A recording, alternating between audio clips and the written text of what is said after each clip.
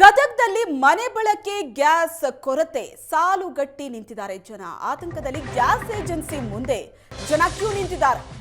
Agency ಎದುರು cylinder ಸಮೇತ ಜನ ಸಾಲುಗಟ್ಟಿ ನಿಂತಿದ್ದಾರೆ. ಸಿಲಿಂಡರ್ ಸಮಸ್ಯೆ ಇಲ್ಲ ಅಂತ ಹೇಳಿದ್ರು ಕೂಡ ಜನ ಕೇಳ್ತಾ ಇಲ್ಲ. ಕೆಲವೇ ದಿನದಲ್ಲಿ ಸಮಸ್ಯೆ ಬಗೆಹರಿಯುತ್ತೆ ಅಂತ ಏಜೆನ್ಸಿಯವರು ಹೇಳ್ತಿದ್ದಾರೆ. ನರಗುಂದ ಸೇರಿದಂತೆ ಸುತ್ತಲ ಗ್ರಾಮದಿಂದ ಬಂದಿದ್ದಾರೆ ಜನ. ಮನೆ ಬಳಕೆ ಗ್ಯಾಸ್ ಕೊರತೆ ಜನ ಸಾಲುಗಟ್ಟಿ ನಿಂತಿರೋದನ್ನ ನೋಡ್ತಾ ಇದ್ದೀರಿ. ಗದಗ್ನಲ್ಲಿ ಗೃಹ ಬಳಕೆ ಸಿಲಿಂಡರ್ ಪೂರೈಕೆಯಲ್ಲಿ ಸಮಸ್ಯೆ ಇಲ್ಲ ಅಂತ ಸರ್ಕಾರ ಹೇಳ್ತಾ ಇದ್ರು ಸಹ ಎಲ್ಲಾ ಕಡೆ ಗೃಹ ಬಳಕೆ ಸಿಲಿಂಡರ್ ಸಿಗ್ತಾ ಇಲ್ಲ ಅಂತಲೇ ಜನ ಕಂಪ್ಲೇಂಟ್ ಮಾಡ್ತಾ ಇರೋದು.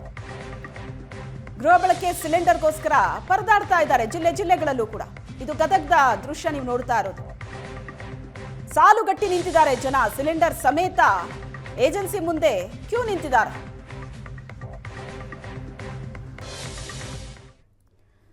ಹಣಕಾಸು ವರ್ಷದ ಮೊದಲ ದಿನವೇ ಟೋಲ್ ದರ ಏರಿಕೆ ಆಗಿದೆ. ಇವತ್ತಿನಿಂದ ಟೋಲ್ ದರ ಹೆಚ್ಚಳ ಆಗಿದೆ.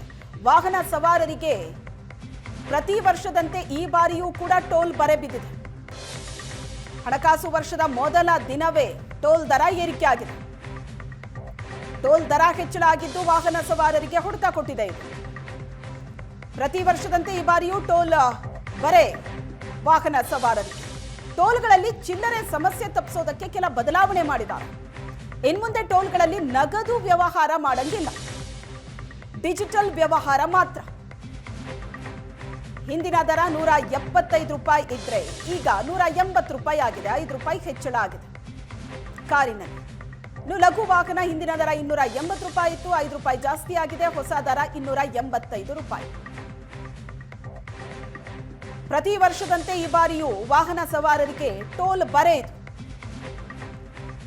ಇನ್ಮುಂದೆ ಟೋಲ್ಗಳಲ್ಲಿ ಕ್ಯಾಶ್ ವ್ಯವಹಾರ ಇಲ್ಲ, ಡಿಜಿಟಲ್ ವ್ಯವಹಾರ ಮಾತ್ರ.